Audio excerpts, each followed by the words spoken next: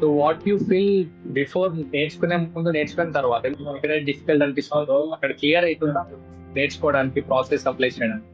Yes sir.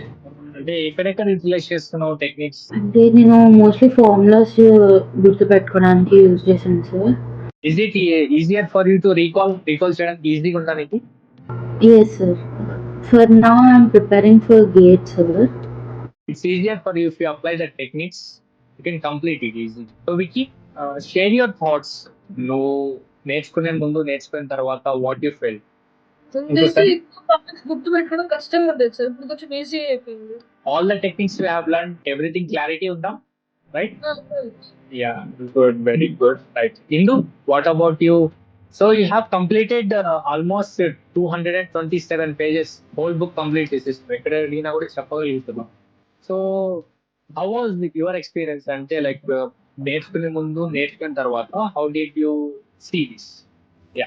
ఈజీగా అనిపిస్తుంది. And ఎగ్జామ్స్‌లో స్కోర్ కూడా పెరుగుతుంది నాకు. అంటే మెథడ్స్ యూజ్ చేసి అంటే చదువుకునేటప్పుడు మెథడ్స్ యూజ్ చేశాక ఐ ఫీల్ లైక్ నాకు పర్ఫెక్ట్‌గా అన్ని మార్క్స్ వస్తాయి. I can remember for a long time అని నాకు ఆ కాన్ఫిడెన్స్ వచ్చింది. Very good, super.